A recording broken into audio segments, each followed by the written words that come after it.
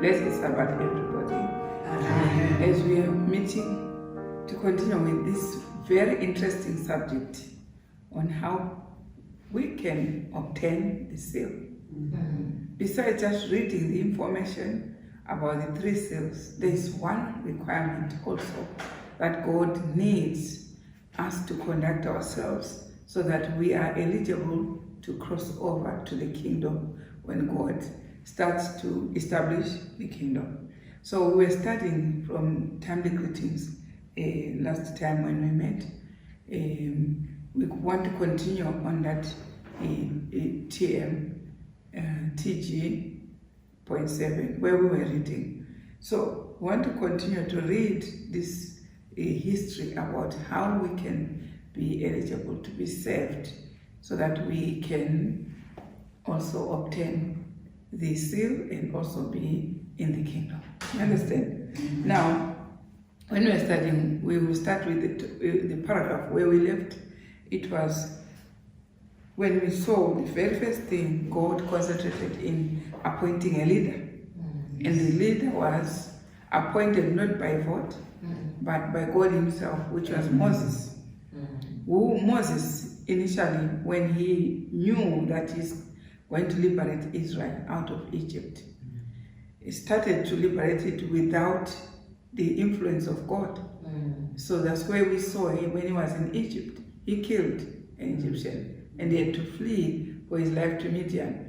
So now when he was herding cattle and he had offloaded all the degrees that he lacked in the monarch of Pharaoh, you know, he was raised by Pharaoh. You remember all the history, you know the history, how he was adopted to be the child of Pharaoh. And then he had to learn and have all the degrees that he wanted on earth. But he had to offload them from the brain. And when he was now herding cattle, he had married from a priest called Jethro, a daughter from his employer was a priest called Jethro. And then the daughter to Jethro is the one that Moses married. And now he was herding cattle, a useless somebody. If you are herding cattle, you are somebody who has no other employment except, looking after, there was something that God wanted from his herding these cattle, humility. They will make you sure they humble you. So he was as humble as a shepherd who heads cattle.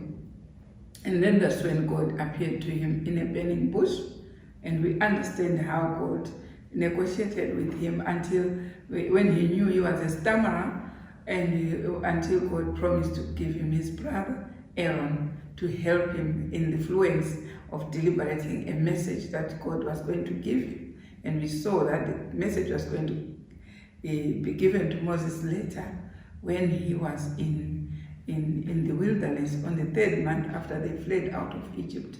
Then he was, required to go to Mount Sinai or Mount Horeb to get the statutes, commandments, judgments, and testimonies. And if you are keen to know that this is exactly what he got, you can read that in Nehemiah chapter 9 verse 13. These are the laws that God gave Moses as a syllabus of ruling the house of Israel. So you cannot rule the house of Israel without that syllabus. Anyone who wants to lead the house of Israel without these 4 laws is just doing it in vain. So here we want to understand and reiterate from this paragraph where we are reading in TG.7. It says Israel's real danger. Let's hear. Israel's real danger, we now see, was not in what Moses did, but in their unbelief of God having the reins in his hands. So we see now those whom he was ruling, they were in danger, right? They were in danger on what? What danger was there? The real danger we now see was not in what Moses did. What did Moses do? Yeah? What did he do? We saw how Moses,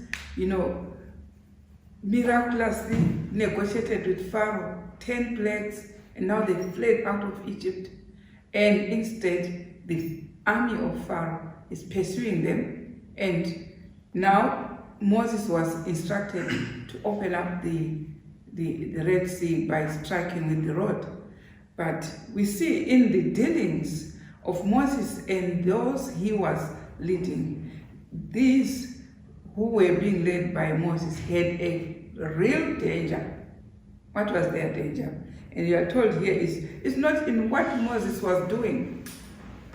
Huh? But what were the dangers? The dangers, but what was their danger? We saw what Moses was doing. God instructed Moses to strike the water with the rod. Yeah? And we saw in the whole wilderness region, there was something Moses was being instructed by God to do. But what was the danger of the followers? Those who were following, who were Israel at that time. What was their danger? Let's hear. What was the danger? Let's read on.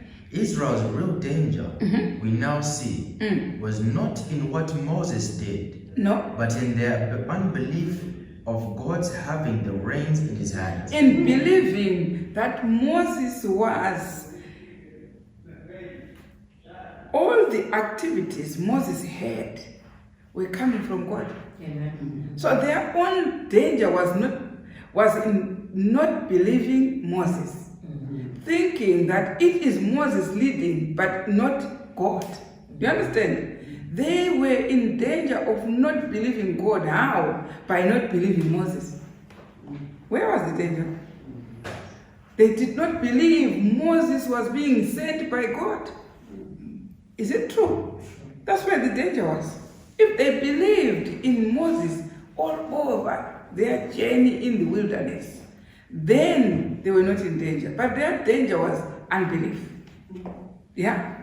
Their danger was unbelief. There were times when they thought they were angry against Moses, not knowing that they are angry against God.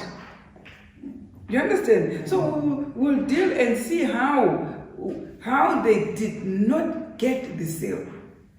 These people were given all the syllabus of the seal. Yeah? They were given the statutes, they were given the commandments, they were given the testimonies, they were given the judgments. In Nehemiah chapter 9 verse 13. They did all these four. Did you know that? Yes. They kept all the commandments, they kept.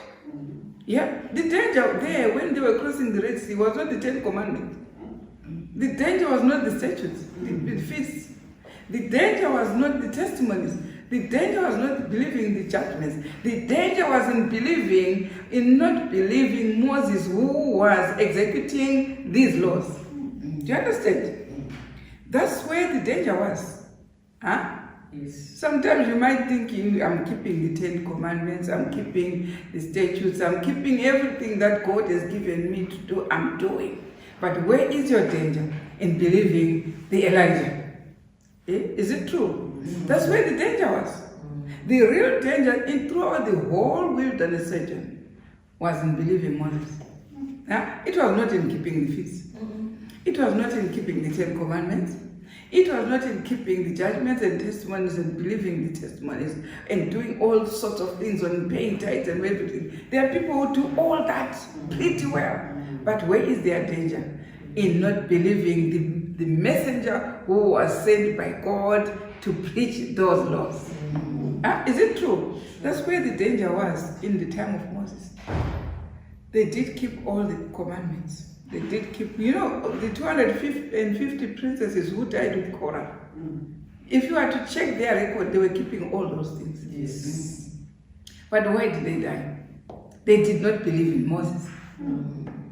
That's where their danger lied there. The whole Laodicea, they are busy with all the laws and they are up to date, some of them. But where is their danger? In believing the messenger of the hour. Yes. When Malachi chapter 4 verse 4 to 5 tells us clearly that God will send Elijah The danger is in not believing that Elijah. You can believe the laws that come with Elijah, with the statutes and judgment. You can believe all of them. But where does your danger lie? In believing the messenger that is God who has now taken the reins through a messenger. Isn't true? Now let's hear. We understand this one. Let's hear. Israel's real danger. Repeat that one. Yeah. Israel's real danger, we now see, was not in what Moses did, but in their unbelief of God's having the reins in his hand. Now, we were told by a verse that when God wanted to liberate Israel, I think it's Isaiah 55, we read it last week, I think verse 8. When God wanted to liberate Israel, he did not take an expensive army and a general to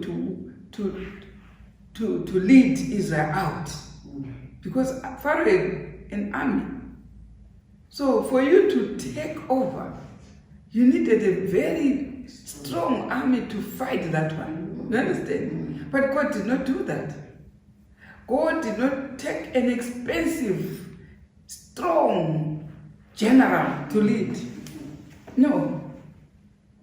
God took a simple man like Moses, who had no degrees at all, heading cattle. He had offloaded all those important degrees out. That's the man God took. That's why Pharaoh was adamant, because the figure which was in front of Pharaoh, being Moses, was a useless figure. Now, why do you think the Israelites had danger in believing Moses? Why? He was useless. He did not carry the credential that they were looking for. The appearance was not what they were looking for as a deliverer of Israel. So this is where their test was. Their test was in believing that useless thing. This is where the test is in Laodicea. But if it was a strong army general coming to liberate Laodicea into keeping all these laws, they would have believed. But they don't believe because there's useless somebody who God sends as Elijah. You understand? Now let's read there. Let's read.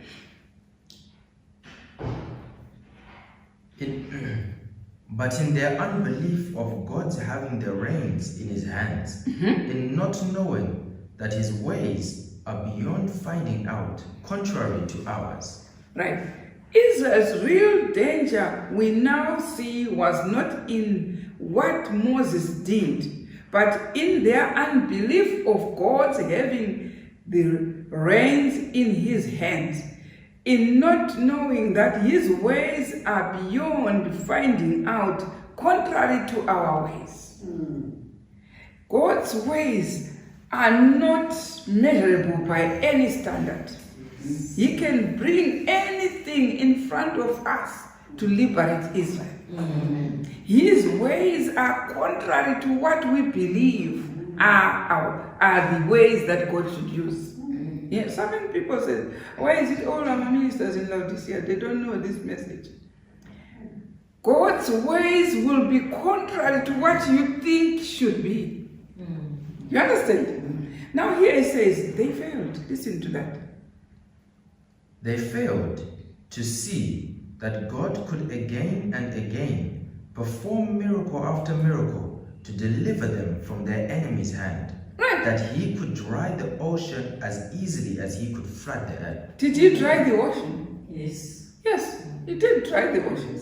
That's a miracle. He dried an ocean for them to cross. God has got several unknown ways that no one can say, I know how God works. This is not no. God has got several new, unknown, not even common ways to deal with Israel. Do you understand? So this is what they could have believed. But because there is a useless person who was leading them, they outrightly rejected that person and thought it's not God leading them. You understand? Now, this is the danger that Israel of today, spiritual Israel of today, has in believing who Elijah is. And you cannot ask God, why did you send this type of Elijah? This type, we wanted this. They did the same thing to Jesus when Jesus came. They did not understand he was the Son of God. Why? He did not please their eyes. Yeah.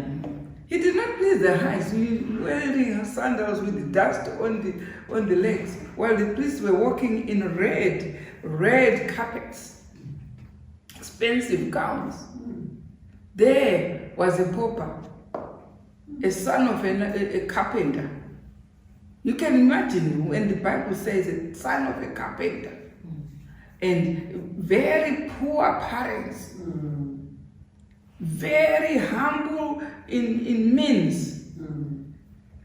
But that's where God wanted their taste to rest. He did so. We don't learn lessons.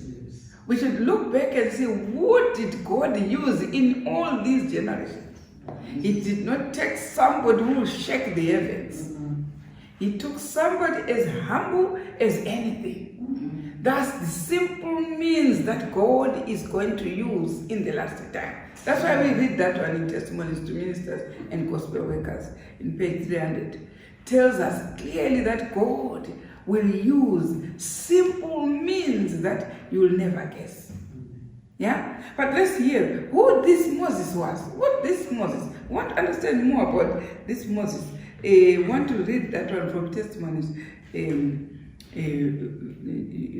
find in Testimonies, volume 5, page 8. We're going to take it. That's what was quoted also in TG7. So let's hear, who is this Moses? We want to understand in the very prime life. Let's hear about Moses. Listen.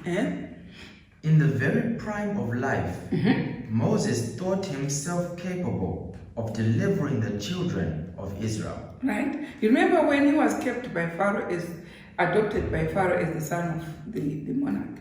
Yes. Yeah, being, the nurse for this child was the mother.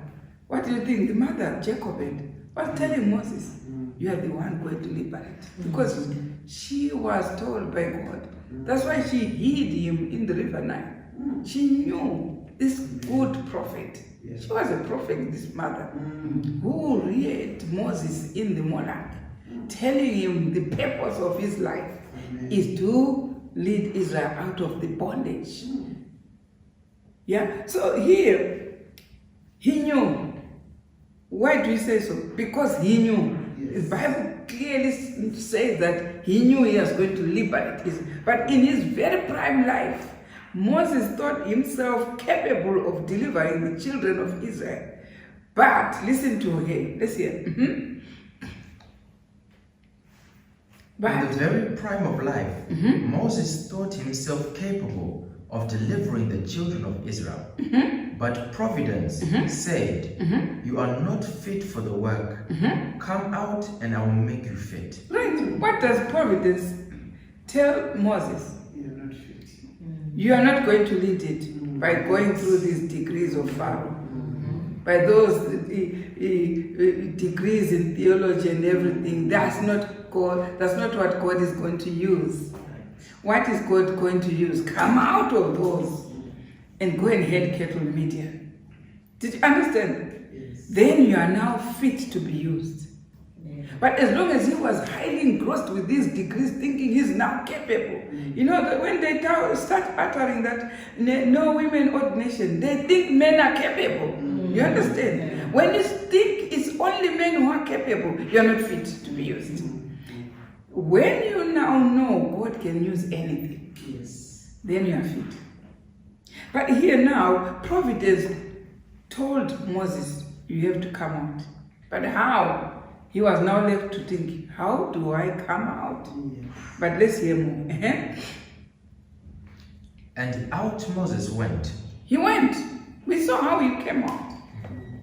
When he actually started deliberating and making mistakes by killing an Egyptian, then he fled to Midian. That was Providence. That was providence. You know, some of the things that we do, we don't know that is providence. Making sure that we are capable to be used by God, by providence. So when he came out and he was now in Midian, providence now made him capable to be now fit to deliberate the task that God had brought him out for. Now, let's hear. He did not need Pharaoh's training in order to do God's work. Now, he was fit. Why? He had offloaded all Pharaoh's training, all these degrees in theology out of the way. Yeah, but that's why God says, once you have them, that's why he was making sure John the Baptist avoided them. Yeah, it says so. In Desire of Ages, page 101, clearly says, if you did take these degrees, let's go to that as an example. We have all the time to read everywhere. Go to Desire of Ages, page 101. Providence made sure he avoided these degrees in theology. But let's hear what Desire of Ages, page 101. Yeah. In the natural order of things, the son of Zacharias would have been educated for the priesthood. But the training of the rabbinical schools would have unfitted him for his work. What was wrong with him? Right, let's hear. God did not send him to the teachers of theology. But that's what people want.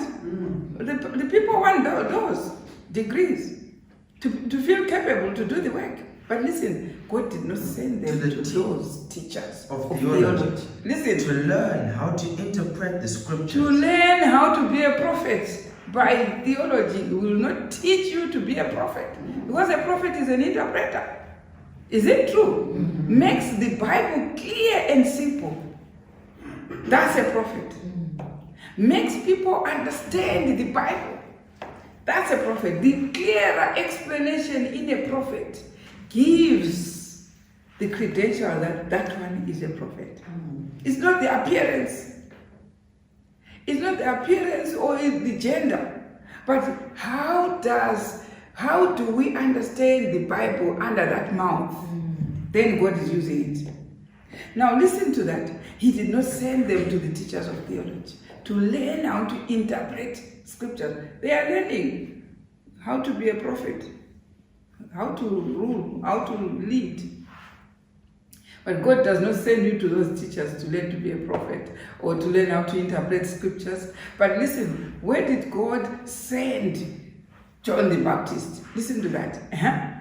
He called him to the desert. To the desert. That he might exactly learn what he did to Moses. Of nature and nature's God. He was supposed to go to the desert and empty all those degrees so that he learns of nature and nature's God. Who is the God of nature? It's God. Who gives sunshine? It's God. Who gives rain? It's God. Who gives everything that you see as nature? It's God. So that's where you need to go and learn. That's how Providence led Moses out. Let's go back to that paragraph. Providence led Moses to learn of nature and nature's God. And when God came, he did not visit Moses in an expensive cathedral. No, he visited Moses in the bush, where nature is, and the God of nature visited Moses in nature. Did you understand? Not in a big school or a big university or a big cathedral, but in nature, in the bush. That's why the bush was burning. Not the cathedral burning, but the bush was burning. Did you understand? What was burning? The bush. Yeah? It was not a pulpit burning. You think it was a pulpit burning? No. There. Even when Christ came the first time, those who were herding cattle, the wise men, were out. They were out in the bush. Why? They were with God's nature. There. Enjoying the prophecies of the coming of Christ. The first advent. It was there. So don't come boasting about our church, our buildings, our what. It's nothing considered by God when he brings a message. He goes where providence allows the prophet to be out with God's nature and the nature worshiping the God of nature alone there. Not in the cathedral, there, out. So you point people and say, hey, why you are offshoot, you're out. Why are you out? They are out because they are worshiping the God of nature. Amen. Yeah, providence led them out. Yeah, when it is fellowship them, you are sending them straight to the God of nature. To learn of nature, and God of nature comes. The bush will burn there. Then when you see them come with a message, no, they have been with the God of nature. Amen. You understand? Now this is what happened to Moses. Was sent out to the God of nature, and the bush burnt when he was out. Yeah, in Midian there. But let's hear. He did not need Pharaoh's training. Did you hear? Moses did not need all these books, theology, whatever, PhD, whatever. Moses did not need that. Should be a humble person, down to earth, who God can use, who can learn anything. Yeah, they used to say, when you are hungry, when you have fasted, you can eat anything. If you see people saying this, I don't eat cabbages, I don't eat vegetables, I only want this posh thing.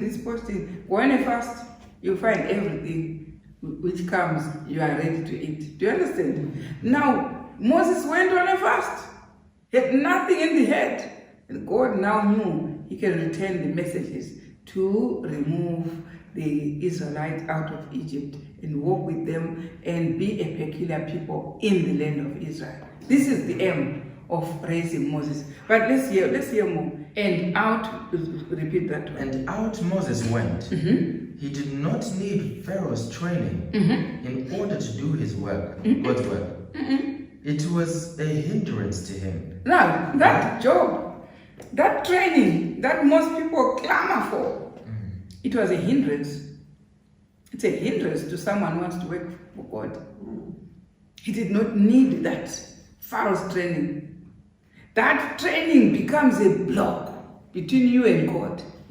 It's a hindrance. That's why in Testimonies, Volume 5, page 80, I told you that we're going to pass through it. It says, God will have workers who are trained by the unction of spirit. He will swap over theology, that side. And those who are trained by the unction of the spirit take over. When do you think that happens? When he takes the reins into his hand, leading with Elijah the prophet. Yeah? But let's hear. Go to Testimonies, Volume 5. Let's hear. The days are fast approaching. Right? These days were fast approaching in the time of Sister White. So there was still future to her. You understand? Listen to that. When there will be great perplexity and confusion, Satan, clothed in angel robes, Right? will deceive, if possible, the very elect. There will be God's many and Lord's many. Right? Every wind of doctrine will be blowing. Those who have rendered supreme homage to science, falsely so called, will not be the leaders then. So these ones who have been trained in science, falsely so called, what is that? Theology. They won't be the leaders by then, because by now they are leaders. And what is happening? There is God's many, Lord's many. Yeah, every wind of doctrine. Go here on a Sabbath. Every pulpit has got somebody preaching, but what is that person preaching? Sweating, wind of doctrines coming to Israel, coming to Laodicea. But God now is the time He is swapping over all those who have been trained by signs, falsely so-called. They will be replaced by Elijah and the crew that Elijah comes with to replace those who are trained by the signs so falsely so-called, which we know is theology. But listen to that. Those who have trusted to intellect, Right? genius, Right? or talent, So how did they go to learn to train theology? Intellect, genius, a talent. This got a talent. It's charismatic, this one. Then God comes up with a fresh ministry which is trained by the Holy Spirit itself, with all that charisma that you thought you only find it in the institution. God has it all. Brings that message through his own ministry, which he trained himself, not by literal institutions. Yeah? Listen to that. What happens? Will not then stand at the head of rank. So Elijah comes in as Moses of our time, takes over the ministry of only those who are going to be sealed. Those with 3 seals, they are the only ones that are going to qualify under Elijah, the prophet, when God has taken the reins into his hand. What makes one eligible to be sealed? Walk with the Moses of the time. Do you understand? Then you will get the seal. Now let's go back to the paragraph, which was very nice. He says he did not need Pharaoh's training in order to do God's work. No, it was a hindrance to him. So God comes with a fresh ministry, which did not go to the institutes of theology, but they were in the institutes of the Melchizedek himself. You understand? The Holy Spirit training the workers so that you cannot even dispute that this one is a minister. But you say, where did you train? By the action of the Spirit. By the Spirit. They only maintain what is called a thus saith the Lord. And the thus saith the Lord alone. Nothing else. You don't find things like wrong dates of care meeting. You don't find things like people going to women's rallies or men's rallies which are not biblical. You don't find all those youth marching unnecessarily. You don't find all those things. You find them doing things in accordance, per letter, and thus saith the Lord. If it is the care meeting, it is on a proper date. If it is the Passover, on a proper date and the proper food. If it is whatever, the Pentecost, on a proper date. They now, according to what we were learning last night, GCB told us that the pioneers were keeping the 3 times a year. Deuteronomy 16 verse 16. They were keeping the feasts. But where did it go? These signs, falsely so-called, trained to eradicate God's things, to remove all these beacons of faith which are in the Bible, all the landmarks, the fundamentals which God put in the Bible. They took them off and rejected A.T. Johnson Wackwell, who came to correct those. So let's hear more. It was a hindrance to him. Why? That's the question. Why? Because it made him self-sufficient. It made himself independent. Does Testimonies for the Church, Volume 8, says so. Why did God remove those who are trained with signs, falsely so-called? Read Testimonies to Ministers. Why? He says those who are trained by literal institutions, signs falsely called, will not be the head of the rank and file. Why? Let's hear the reason for Testimonies for the Church, volume 5, page 80, the one that we have just been reading. Yeah, why did God remove them and swap over from those who are trained by literal institutions and put those who are not trained, but who are trained by the action of the Spirit? Why? Listen to the reason. They did not keep pace with the light. They did not keep pace with the light. When the light was on the 5 angels' message, they were still on 3rd angel. Is it not true? It's clear. It's clear. They were on the 3rd angel instead of the 5th angel's message. We are now in the 5th angel's message, where we are now fully with the 10 commandments and also the festivals which were changed by the beast in dark ages. Both of them. Not only the 10 commandments were changed, but both the 10 and the festivals. Read it properly in Daniel 7 verse 25, what the beast changed. Those are the 2 laws. Now in the 5 angels message, you find now all the feasts are being kept as per letter. The commandments are kept as per letter. These are the ones who follow Elijah the prophet, like it was those who were following Moses. You understand? Now we are back to parallels with Israel. You can't say we are parallel with Israel. Israel went out of Egypt when we only have commandments, only without festivals. You have to have both. Both of them, and Moses leading, making sure all those laws are kept as they were the ones kept by the Israelites when they walked out of Egypt.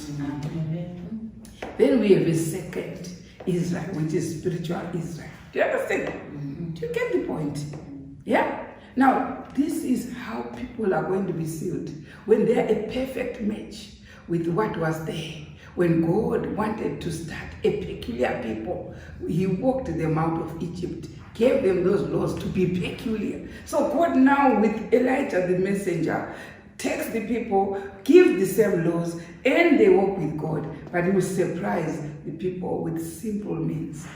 Yeah, when they expected that days, this minister, this whatever, this one, they now are led by a prophet, as it was when Sister White started. She was the leader. She was the leader, a prophet.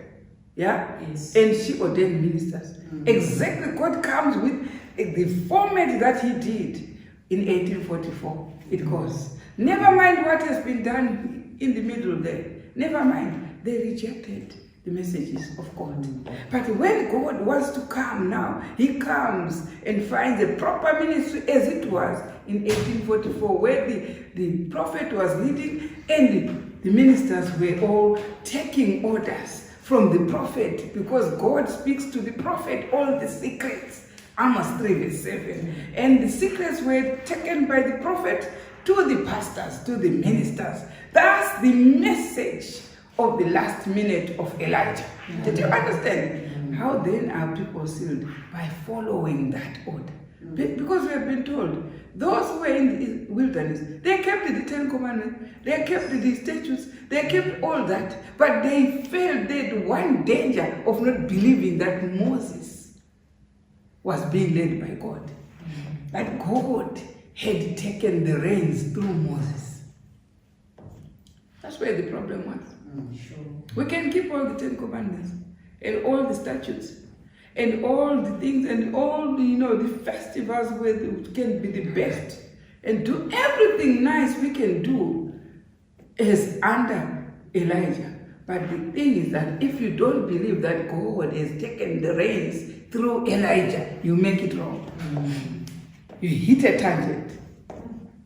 Even though God did not even care that they were keeping all these follows. The Korahs and Dathans, all they lost was, they lost the respect of their leader, Moses. And that was enough. Whether they were keeping anything, it was useless.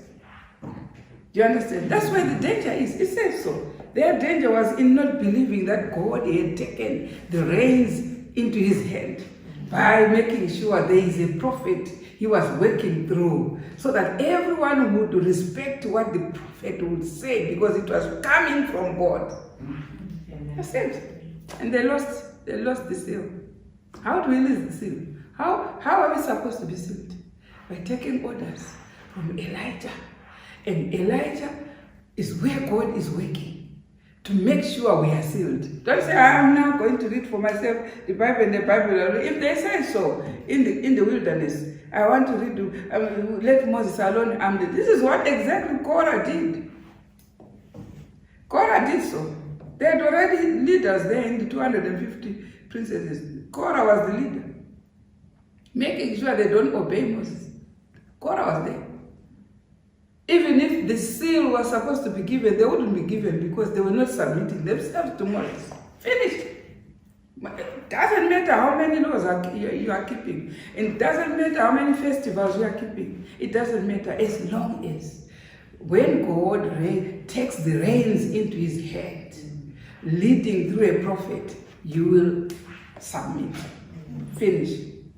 Now let's hear. Here it says, and out Moses went. He did not need Pharaoh's training. Right? It was a hindrance to him. Why? The question is why?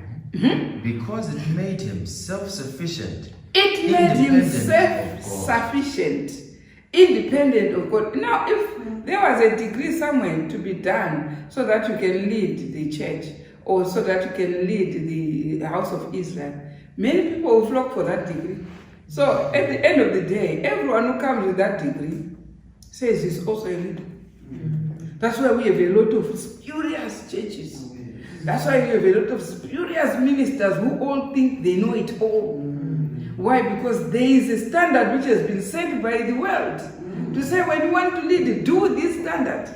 But God does not work in that way. God works with his own minister who has trained it. Even if you go and look and check where was Moses' school when God was teaching him, you will never find it. God will only bring that school to Moses and Moses alone. When God raises Elijah, you can research and research. There are so many people who read and are well read. They say, what I'm reading here, Elijah doesn't know it. Yeah, the prophet doesn't know. Moses did not know some of the things, but Korah knew them. Yeah, you come and you are now high-minded. This because me, I know this. Elijah doesn't know this one. You'll be surprised. It was irrelevant for Elijah to know it. To understand, whatever you break with was irrelevant. Moses was only given what is sufficient for him. How many verses do we have in the Bible? How many books do we have in the Bible? But do you think Moses wrote all of them? Only 5. Did you know that? How many? We read up to Revelation, Matthew, Titus, everything. Moses could have been given all that to write, but God did not give him. He just gave him 5 books to write. Did you understand? And whether you read more than 5, it's your problem with your brain. Go ahead. But that will not make you surpass the education that Moses had been given. So it was God alone and Moses. And Moses got exactly what was enough for him to act as a leader. Do you understand? Now here, this year, he did not need Pharaoh's training. But was it not a training? It was a training. Was it necessary? It wasn't. You can read as much as you want the books and think, now my head is overlapping with the knowledge. But yeah, it's fine. But Moses will be given particularly that which pertains to the work that he has been raised for. Do you understand? Particularly that which God wants. And when does God give it? When he needs it. That's it. When he needs it, gives you. It's no point stocking a lot of things. When you stock them, fair and fine, it's good for you. But when Moses wanted information, it was readily available. Yes. When Elijah wants information, it's readily available. Some of the trash that we heap, he did not need that training. He only needs a training which pertains to the work that he has been raised for. You understand? Now here, let's hear. Because why did he not need the training? Because it made him self-sufficient. Now, if you think you have stocked enough, would you listen to God? How many times you find people who are self-sufficient? If you hear that, oh, keep your knowledge to yourself, I think I have enough information. That's being self-sufficient. That's being Laodicean. Oh, I don't need it. I have enough things to enter the pearly gate. Self-sufficient. This is what comes with theology. But here it says, that's why you are reading on page 8. Why did he swap over? Because their learnings, they are self-sufficient. They cause them to be independent of God. Read there. Such a person would be the right one to lead God's people away from him and into sin. Those who think they are well read or they are well capable to lead, they are males, they are not females. No women ordination, but let's have males only. Such people are capable. Yeah, such a person will be the right one to lead God's people away from God. How are people led away? By people who think they are sufficient. They've got all the sufficient knowledge for the people. They think we are trained, we've got all heaps of degrees and PhDs from theology. Now we can lead you. But the Spirit of prophecy says, such a person will be the best one to lead people away from God.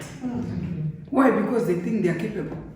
When Moses thought he was capable with all the degrees of Pharaoh and everything, what did he do? He was a killer, a murderer. You understand? But now, when the bush is burning and goes for Moses, he was as humble as anything.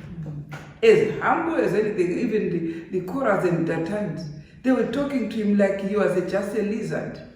You understand? They were looking down on him. But they did not know that that's where God was anchored. There. God had a very prosperous leader there.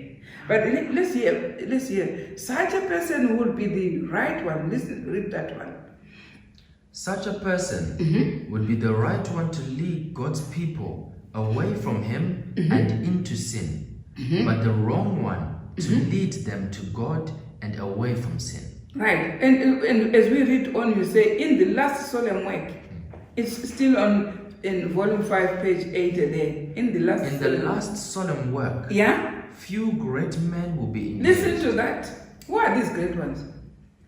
The ones that are learned are the great ones. Who can be great in Laodicea? Who do you think can be great? The one with the most degrees. Leading with the most degrees in theology. But the statement in volume 5, page 8, Testimonies for the Church says, in the last solemn work, few great men will be engaged. Did you hear? Yeah. Those who you think, if so-and-so does not believe in your message, I'm not coming. Those are the few. Those are the great men that God is telling that they won't be engaged. Few only who are humble will be engaged. If not none. But God has got few who will do like Moses and offload all the trainings that are in the head. Offload them and follow God. He's got few of them. Few. Most of them will be stuck on their trainings. That's why God will take just few who are trained, who have agreed, like it was with Moses, to offload their degrees off. Those are the ones God is going to take. A few great men, in the last solemn work, few great men will be engaged. Why? Listen to that. It's Testimonies, volume 5. Open your books. Volume 5, page 80. Testimonies for the Church. In the last solemn work, few great men will be engaged. Why? Listen to that. They are self-sufficient. They are self-sufficient. Independent of God. They trust in their books. Right? And he cannot He can't use them. He can't give them these festivals. He can't. Why do you think they don't have the festivals? Independent of God, and he can't use them. Why? Because they trust in their intellects, in their genius, in their trainings. And God will not use them. They are independent of God and self-sufficient. They peruse all their exegesis and scatology and whatever, the big words, but they don't peruse the simple laws which say keep the festivals. They don't. Now, here it says, in the last week, why do you see them going to wrong camp meetings? Because it's simple to go to Leviticus 23, verse 31 to get the debt. It's very simple in front of your Bible to get the debt. But they are self-sufficient, independent of God. They can't waste their time going to Leviticus 23. They blot it and say it was nailed to the cross. Few great men will be engaged, who will come and offload their degrees like Moses and take up the cross and follow God. Do you understand? Listen to that. In the last solemn work, few great men will be engaged. They are self-sufficient, independent of God, and he cannot use them. He can't use them. The Lord. The men, God clearly says in Testimonies, volume 5, page 80, says, I can't use them. They are independent of God. They don't. They trust in their learning, in their degrees, in their theology. They don't take Leviticus 23 and get the debt. He can't use them. Instead, they want to please God with wrong debts. God cannot use them. He has Elijah to declare the debts. So those who are humble, they will walk by. Did you understand? But let's hear. The Lord The Lord has faithful servants. He has faithful servants in the last work who will follow like they did following Moses. There were few faithful servants. Listen to that. Who in the shaking, testing time will Right. be disclosed to view. This is a testing time. Why? The Israelites, spirit of Israel, spiritual Israel, they hear the truth elsewhere. They can't hear the truth from their learned ones. They hear the truth elsewhere. They are paying the tithes to their learned ones, but they hear the truth to someone who does not receive their tithes. It is a shaking, testing time.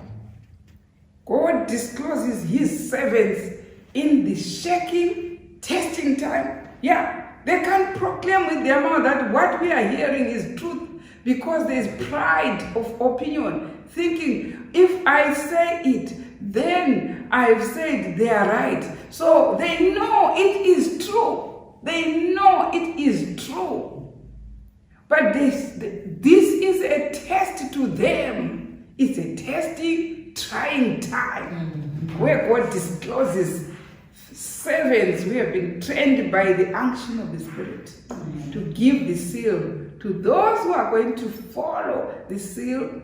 They will be sealed for the kingdom. Now let's hear more. The Lord is here. The Lord has faithful servants who in the shaking, testing time Right. will be disclosed to view. Right? God can help only those who know that they are unequal to their task. God Those- will just help those who think they are learned. They are not learned. But those who think are learned. I have theology, I've been working so many, I did voice of prophecy, I did this and that and that. There are so many people who look back and say, because I did this, so God is working with me. God will only disclose His message and His seal to those who agree that they are foolish. And then God says, let me give you wisdom. But if you think you are these eyes, you won't get the message. You won't get it. Go ahead. It's clear by their fruit. You will know them. What fruit? They will be taking people to wrong days of camp meetings. They will be taking people to wrong times of Lord's Supper. They will be taking people to anything that they have. Then their fruit will be known. We will know them. The Bible they are holding is against what they are practicing. Clear. So God will know. We will know by their fruit. You shall know them. Yeah. When it says Passover should be kept 3 times a year, GCB, we were listening last night. If you don't, go back to question and answer for last night. It will give you all the costs that the pioneers, they were keeping the festival. That's why they came about with the date of the Day of Atonement, 22 October, when Christ entered the Holy of Holies. 22 October 1844. They knew. How did they know that date? They were keeping the festivals 3 times a year. They knew that these 3 festivals are typical for the kingdom. They knew that. But where did it go? These trainings now, they were introduced. When Sister White was picked, she did not go for theology. She was picked by God. But those that were now being trained, theology came in, the philosophers came to give them, now they teach them how to interpret scriptures using these big words. That's what it says in the spirit of prophecy. Big words, and then those big words now, God is saying few of them will be engaged. Why? He knows that they were misleading people using these interpretations. Misleading people now is clear. You see them, AUKUS, everyone AUKUS, oh AUKUS, oh AUKUS, oh AUKUS. They are busy with this Gregorian calendar. But God has the calendar, which is the 7th month in the Jewish calendar. It says so. Amen. And all the pioneers were following the month of Tishri. They mentioned it in that quotation. They mentioned the month of Tishri, which is the 7th month in the Jewish calendar. They were mentioning it. And the actor said, we kept it, and it's perfectly well. And Sister White will say in Patriarchs and Prophets, page 541, why would not the people of God get these blessings and keep the Feast of Tabernacle appropriately? Why would they then have a solemn assembly on the Feast of Tabernacle 8 days? Yeah? You know them. Those who worship God and get the seal, you know them. What can we do to receive the seal? We will follow a messenger raised by God to put the seal in the people who are going to worship as 144,000. And they are not going to just grasp the seal anyway, willy-nilly, using these people who the Bible, the Spirit of prophecy clearly says they won't be used. It says so. They won't be used. Few great men, those who are trained with these signs falsely, these schools falsely with signs falsely so-called, which is theology, they won't be used. Does that ring a bell? So who is going to be used? Elijah. Malachi 4 verse 4 to 5. I will raise Elijah with these laws which Moses had. These are the ones who will follow the Lamb whithersoever he goeth. Who will have the seal of the living God to enter the kingdom. But let's hear more. Let's study this one. We want to know, how are people going to receive this seal? They had Moses. Listen, finish that one. So then, God can help. God can help. God can help only those who know that they are unequal to their task. Those who know that they need his help. Right. Those who have no itineraries. They are packed with itineraries. I want to do this, I want to do this, I want to do it. But say, what is your syllabus in doing that? 0. They point to the syllabus. Sister White was preaching the judgment for the dead. But we have a syllabus of judgment of the living. They don't have in any of their itineraries.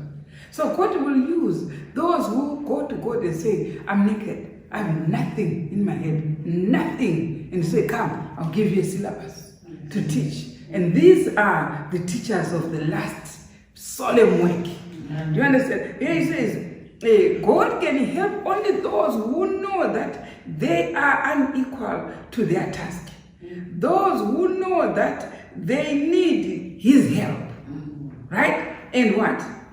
So then, those Mm. who think that they can do wonders are the very ones who can do nothing but harm. Right. So those who think they are capable. No women, not nation.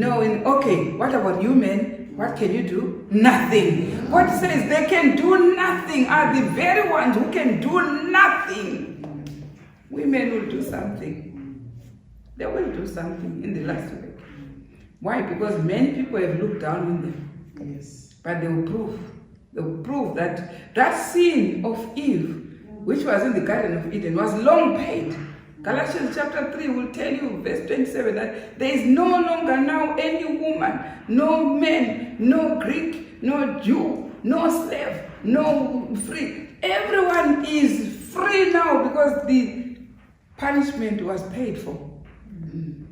But what do they say? No, it's not yet paid. You continue down. No, when they were created, they were equal. Yes. That's why even the world is coming with equal opportunities.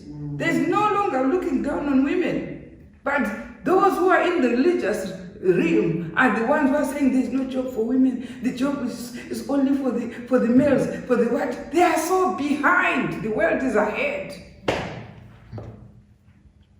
Now, let's hear. So then, those who think that they can do wonders are the very ones who can do nothing. They do nothing. Plainly, those whom God is to use in his final work, in the time of the end, are not to be anything like the Egyptian crown prince, not anything like the learned Moses. Yeah. Those who God is to use in his final work in the time of the end are not to be anything like the prince, the Egyptian crown prince, not anything like the learned Moses. Those who can learn to keep and feed sheep well and to readily take orders are the ones who can be taught how to keep and feed God's people. Those who If you want to know if you can lead, go to the sheep and feed them the whole day. Be like a shepherd. Have you ever thought about that man who goes the whole day with the animals, feeding them, making sure he tends the sheep and the animals? Those are the people who are capable to lead a church. It needs that patience. What is there in the wilderness? Patience. There's patience. There's a lot of patience in the wilderness there, isn't it? Those are the ones practicing to lead the sheep, to lead God's people, because they have been trained by the animals that they are keeping the whole day. Do you understand? You can't be trained with the pen and paper, writing orders, and then you say you are being trained to lead. You are trained by herding the cattle and herding the sheep. Your patience there is the one that is trained, so that you are now going to head the church of God. But let's hear more. Those. Yeah, right. Where you were, Moses. Moses' wife, right, was the only Ethiopian in the entire company. Now, Moses was in trouble now, because he went to Midian, married Jethro's daughter. What was Jethro? Jethro was not an Israelite, isn't it? So he married outside. That's why Deuteronomy 7 will tell them, don't marry outside Israel. They will turn away your child. So he had a feasible crime according to the religion that was in the Bible, that was being followed by Israel. That was his crime of marrying someone who was not an Israelite. Do you understand? But let's hear. Now, we are learning about this. He's got now a problem, a real good problem, because he did not marry an Israelite. He married an Ethiopian. Yeah, because it was there in Deuteronomy 7 that you shouldn't marry outside. Yeah? Listen, let's see where he took the law. Go to Deuteronomy 7. Most people don't know there is a law there that they were following. There is a law that they were following there. This year, Deuteronomy 7, verse 1.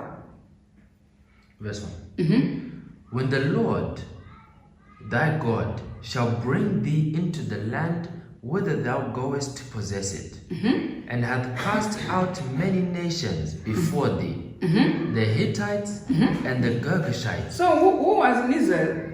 These nations, before they came, there were these nations, the Hittites, and what? And the Amorites, and the Amorites, and the Canaanites, and the Canaanites, and the Perizzites, and the Perizzites, and the Hivites, and the Hivites, and the Jebusites, and the Jebusites. 7 nations, 7 nations were there, greater and mightier than thou. Listen, God is now giving them the law, which And Moses when- now was being charged that he broke that law. Listen. And when the Lord thy God Uh. shall deliver them before thee, Right? thou shalt smite them and utterly destroy them. Thou shalt make no covenant with them, nor shew mercy unto So them. God has said, don't sit down and make any covenant with them. Why? Listen to. Neither shalt thou make marriages with them. No marriages with these ones, right? Thy daughter thou shalt not Don't give your unto daughter out. his son, Right? nor his daughter his shalt thou daughter. take unto thy son. Right? For they will turn Listen away. to the reason. God is saying, if you do that, what will happen when your daughter goes to the Hittites and the Hivites and the Perizzites? What happens to your daughter? Right, listen. For they will They turn will away turn your daughter away. thy son from following me. You will stop following the statutes and the judgments and the commandments and the testimonies. You will stop the daughter who you have married out to the Hittites. Will stop all these laws that Moses had been given. Do you understand? And For they will turn away thy son from following me, right, that they may serve other gods. they will now start serving other gods. How is it to serve God? The God of Abraham, how is he served? By the statutes, the judgments, the testimonies, the commandments. But when the Hittites take the daughter, what will happen? The daughter will start serving other gods. Who is God? Who is not God? Who is not what God had commanded that the statutes, the judgments should be kept. Now, you understand the reason why he's stopping all that. He says, because you need to maintain keeping those laws with your family.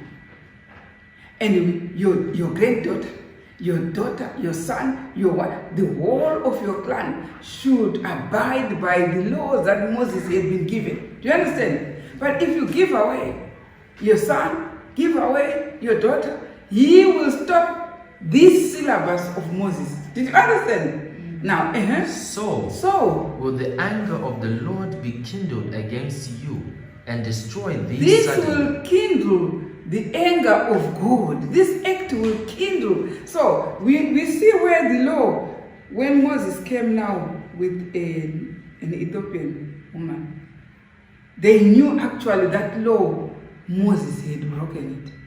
Do you see that? Now let's go to the paragraph. Let's go to the paragraph and see. Now Moses' wife was the only Ethiopian in the entire company. Let's read. Moses' wife was the only Ethiopian in the entire company. Right? For this reason, some thought they were superior to her. Right. So now people were nosing about, whispering, gossiping. Do you know that this leader broke Deuteronomy 7? Did you see that? So what were they saying? They were now taking the leader to be inferior, and they were now superior to the leader. Why? Because there is a crime that they think the leader did. What crime? The marrying of this Ethiopian wife. Now that was a fact for them to build their superiority over the leader. Did you understand where it is? Now let's read on and understand that paragraph. It's interesting. They thought that Moses had committed the unpardonable sin Yeah. by marrying out of his nation. To them, this was an unpardonable sin. The unpardonable, really. Someone can say, what I'm doing now, I'm doing what Moses did.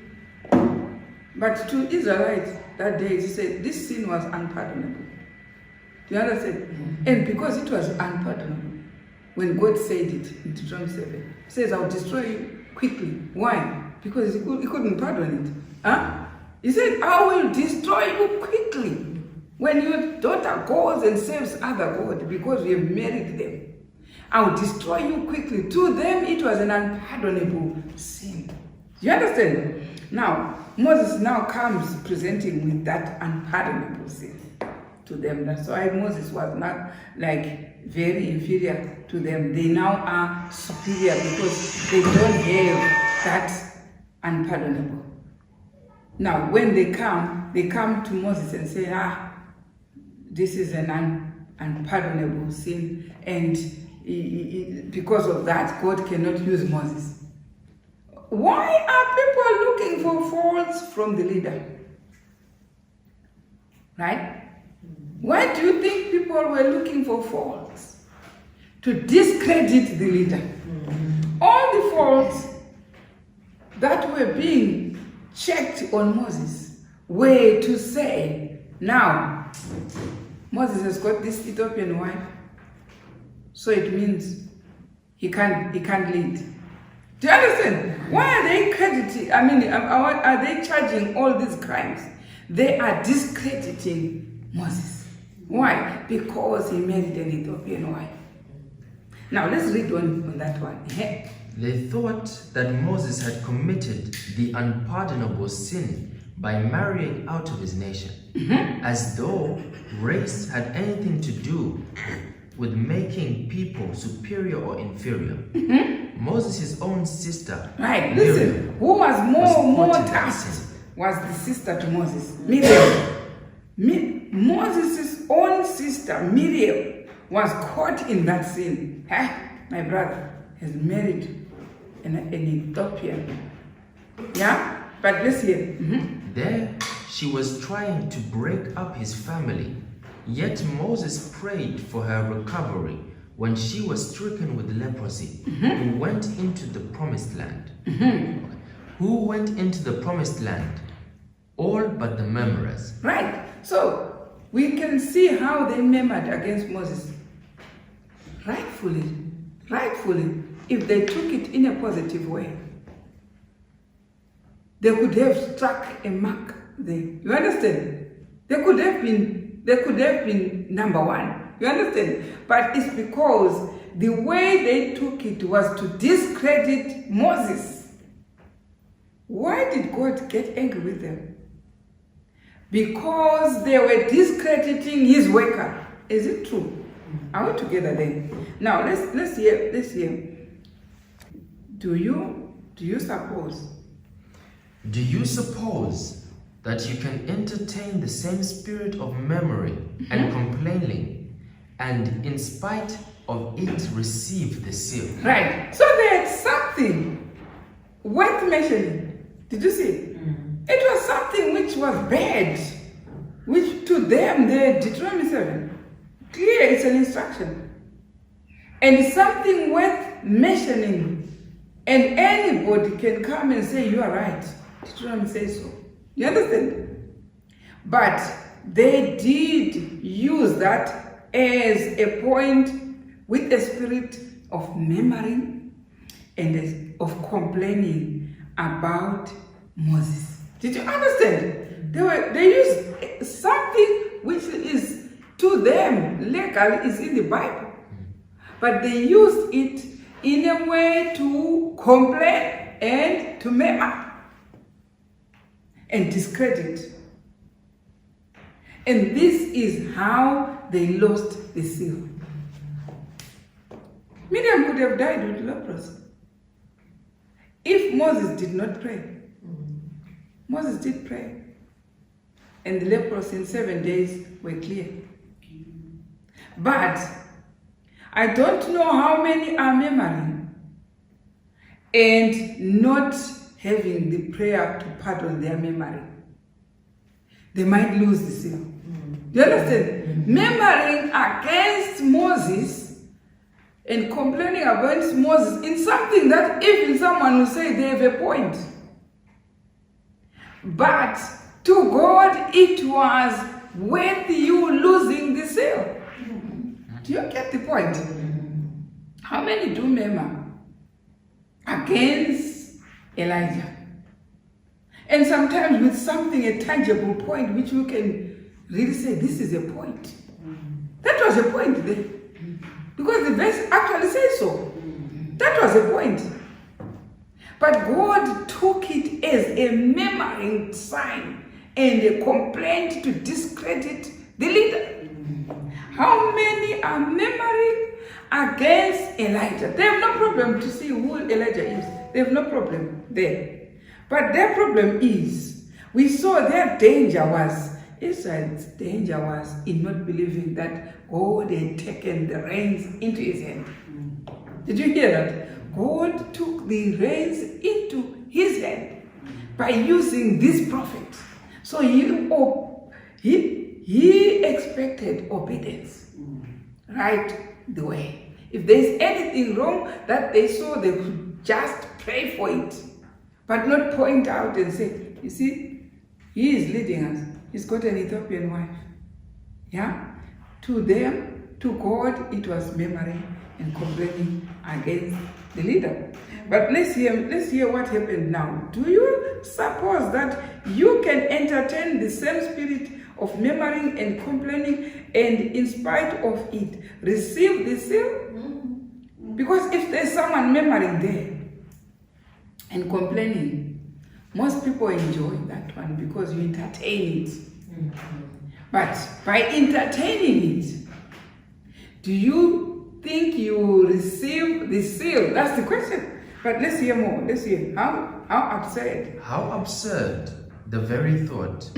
How unfair it would be for a just God to destroy the disobedient of that day, but to save the disobedient of this day. Now, if God punished Miriam and Aaron for complaining about something which is worthwhile, it is written in the Bible, Deuteronomy 7. You shouldn't do it.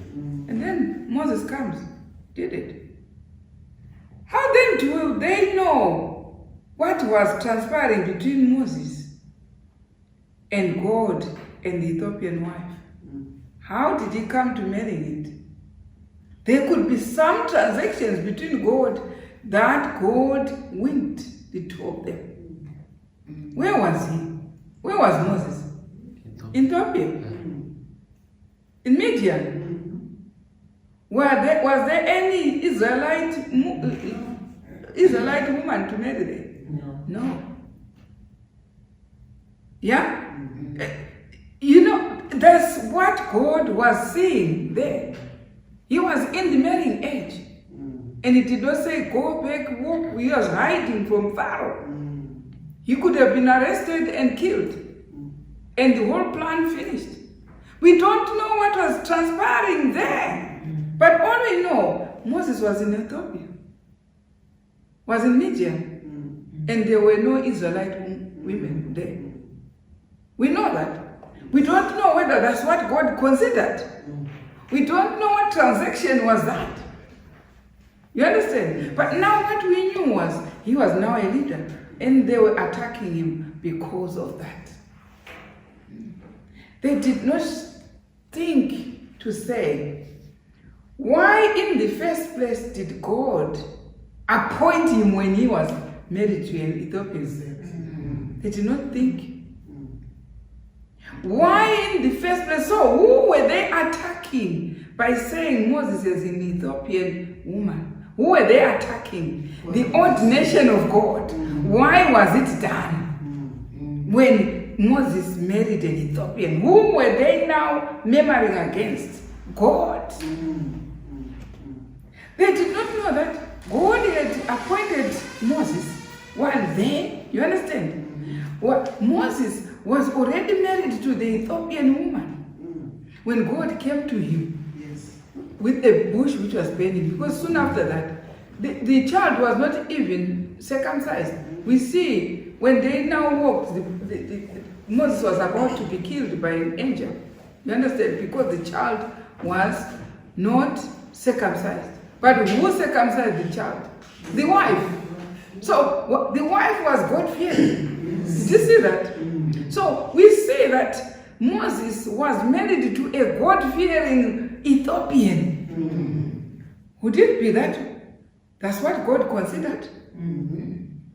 Would it? But they don't, when someone is rebelling, he provides what is called half-truths. Huh? What is the half-truth there? He married an Ethiopian woman. Does not mention all these conditions that were there before the marriage. That Moses had no Israelite woman around him. It does not mention all that. It does not mention that Moses' wife is the actual one who circumcised Moses' son. And that circumcision was only found in the children of Israel. Do you understand? But the wife did it to show that the wife was already in Israel. When the wife came in front of the Israelites, and then they accused Moses of marrying an Ethiopian wife who was already circumcising the baby, who was already in the message. Do you understand? They did not offer that truth. They only offered a half-truth which suits their complaints. You see those who rebel, they select where to make you most influenced, so that they influence you with that half-truth which you don't dig deeper to find out what really transpired. Do you understand? Yeah, somebody will just say, I have this gadget to check my husband, so my husband cannot be mischievous because I have this gadget. But the truth is, why would you have that gadget? Why? So there's a one truth now that you are saying, you had this? Why did you? It's like you lay a trap for a rat to be caught. You leave the trap there. The fact that you have left a trap there, it means there is a rat. You can't leave a trap when there is no rat. So as long as there is no rat, you can't waste your time putting a trap. So even You lay a trap and say, my husband was just this and that, so I know whatever my husband. Someone will say, I know I can check my husband on my phone there and there and there. I can check this, what he's doing and then. Why would you do that? It's because already you were questioning. Already you question. That's why you do that. Because you are laying a trap, because there is a rat. You understand? Yes. But let's hear here. How absurd, how unfair. If God punished Miriam for complaining against Moses, and the complaint is there, you can even justify the complainers. Yes, because there's a verse there. You can justify the complainers with the verse on Deuteronomy chapter 7. And then, but they used it to complain against Moses. Do you understand? Then, if God would say those who complained against Moses, he gave lepers and punished them. God will be unfair for those who complain in our time when there is Elijah. They complain against Elijah. It will be unfair for God to leave them loose. For we know what he does to those who complained against Moses. That's what he did. What about those who complain against Elijah? What does he do? Now, but let's hear. We are talking about the seal. How people will go under the slaughter of Korah and Dathan. We have the slaughter of Ezekiel 9. It's a Korah and Dathan slaughter, that one. How they will line up for that Korah and Dathan is here. They won't have received the seal. Yeah? But listen, how absurd and the very thought, how unfair it would be for a just God to destroy the disobedient of that day, but to save the disobedient of this day. Now read the next sentence. What made one group eligible to cross the Jordan? What made that group cross the Jordan? It was their trust in God. They trusted in God, but how did they trust in God? Knowing that he was their chief leader. So when they were looking at Moses, they knew Moses and God were together. Is it true? Yeah, even when they went on Mount Sinai, they all prepared to go. But when the thunderings and the lightning started, they were all scared. They were all scared and shivering. That's when they knew that Moses is their leader. They asked Lord Moses to go. And go and hear yourself. You know, I don't know what a sin it was that would cause even the men of that time to shiver and to be scared as to send another man to say, go and listen. And whatever he will tell you, come and tell us. What is it that God showed them, these men, to trust in another man, to come? You know, I can see men standing with their wives and asking another man to go and listen. Hi, Moses, we are scared. And the wife is listening to the husband saying, I'm scared, to another man to go and listen to God talking. When your own husband, who was there, cannot listen. Do you understand? But God wanted to show them, to give them proof that it's only Moses who he chose. It was Moses only who he chose. All those men, Korah and Dathan, were not even heard of there. Did you hear of Korah? They were not there.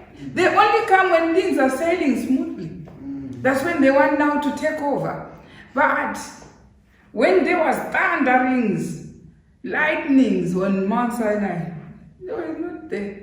They were scared with their wives and their children there, hiding for dear life. Yeah, here, let's see. They recognized Moses and Joshua as the ones through whom God was communicating with them. Now, how did they cross? How did they get the seal? By recognizing.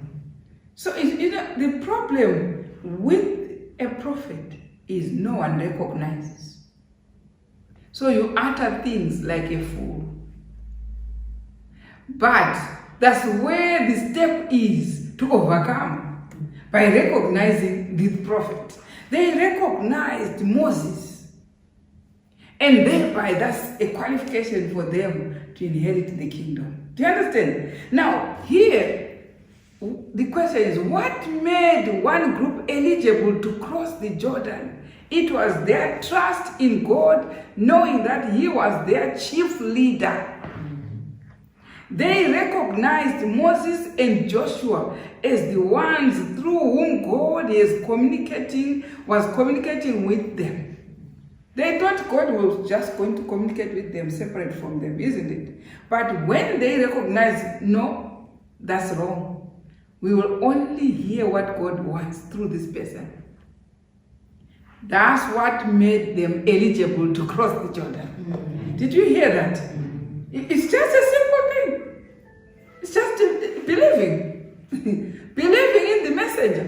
That's what was holding them. It's not even the 10 Commandments that held them. Not even the festivals that held them. But in believing that person, that we can only hear what God wants through this person. No matter how bad that person you think, or no matter how you can despise that person, but it's the pillar of your entering the kingdom. It's the pillar of your seal.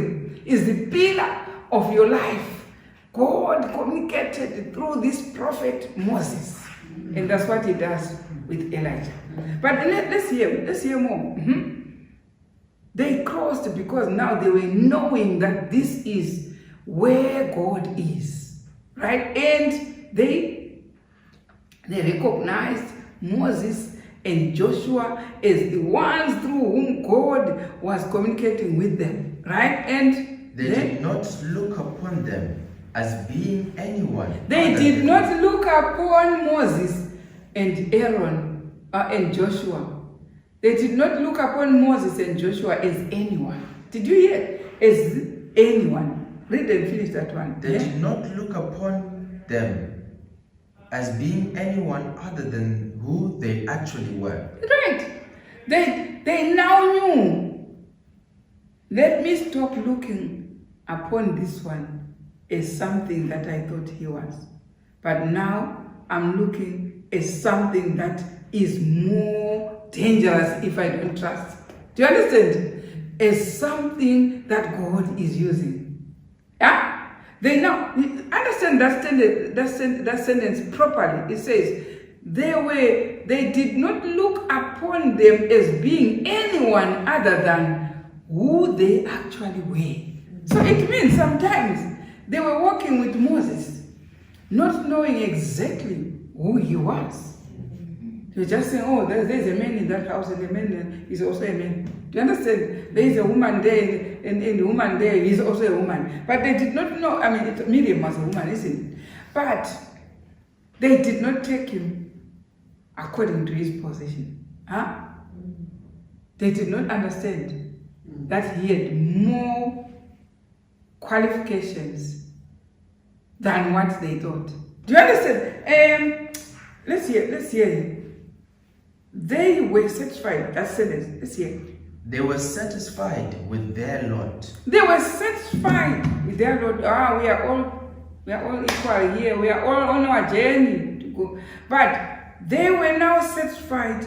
They are right in front of where God is working. Who this leader is has more credentials than we thought. Do you understand? But let's hear. They took orders as the orders were given. They now started to take orders as the orders were given. Which orders? The festivals that they were keeping, how to keep them. Yeah? What to eat. Do you understand? What not to eat. When they were told not to take the manna on Sabbath, they didn't. They collected manna from the first day to the sixth They collected times 2 on Friday. And on Sabbath, nothing. They were now taking orders. They married according to the design. Don't you think when they say he married an Ethiopian, they were also about to do the same? That's why. And when Moses stopped them, said, "You also married an Ethiopian." Don't you think that's why it came about? Yes. They now started not to quarrel or argue or quibble with an instruction. Did you hear that? They started. This is what gave them the right to have the seal to cross over to the kingdom. But let's hear what else. They were satisfied with their lot that we should take orders. They were satisfied. It means when we start, there are some who are not even satisfied to take orders. And what? I need to. One person cannot be telling us when you hear such statements, know that these are the people who were having problems with Moses. You understand? But let's hear more. So it was. They took orders as the orders were given. Did you hear that? They took orders as orders were given. You know, when it's Elijah is given orders and you go against those orders, you are yet to learn that the orders were not supposed to be ignored. The order is always there. But you go against that order, you go against your own happiness, and you are later to learn, I should have taken orders. Did you hear that? Now let's hear. So it was that they were the only ones who entered into the land. Those who entered into the land, or those who were sealed to enter the land, is because they were taking orders. Nothing to do with the festivals now. Nothing to do with the statutes.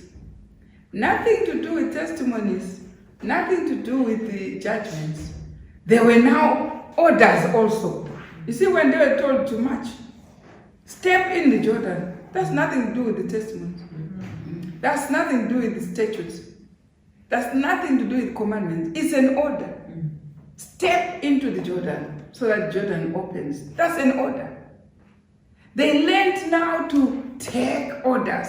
This is what made them qualify to enter the kingdom. Did you understand? Now let's hear more while we finish off this paragraph. Next time we start on the next paragraph. It's going to be there even next week. It's going to be there so we can understand. Let's hear.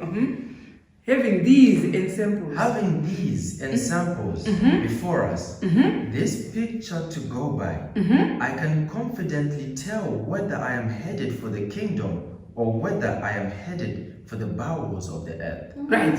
So it says, having these ensamples. Do we have examples of how they walked in the wilderness? They took orders. It was just the orders that stopped everyone moving, continuing to move. It's the orders. Why? Because they did not believe in Moses. They did not believe he was a prophet. They did not believe God has taken the reins to lead with Moses. They did not. That's why they did not overcome and go into the promised land. You understand? Having these as ensamples, this is the only thing which can make us avoid Ezekiel 9. Slaughter of Ezekiel 9 will go to those without a seal. That's the only corner which will stop us joining those who are going into the slaughter. Why? Because when God has raised Elijah, he has done exactly what he has done to Moses. Those who were not taking Moses' orders, they were also the same as those who were not taking Elijah's orders in our time. The simple orders which Elijah was, it was because God was inspiring them. You understand? So having these, that's the only thing that we can assess ourselves. That am I headed for the kingdom, for the seals, or am I going to go also down the slaughter? It doesn't matter whether you're keeping the festivals. It doesn't matter whether you're keeping the 10 Commandments. But are you taking the orders when God says, I will raise Elijah the prophet? You take the orders. And it says, I am sure that you too can tell which way you are headed. You can assess yourself. Am I headed to the kingdom? Or am I going down the drain with others? It doesn't matter how many commandments you are keeping, how many tithes and how many whatever you can give God as a list like that. They failed not in the commandments, not in the statutes, but in the orders. It's the orders that we need to know that they are coming direct from God through a person and instrumentality to us. May God bless as we travel in this way, that we all get our seal. And it's simple to get the seal. It's very simple. Take the orders. Take orders. Go up into your knees. Pray. Are we in front of Elijah or not? If not, look for Elijah. If you find Elijah, take orders. That will save you. May God bless us.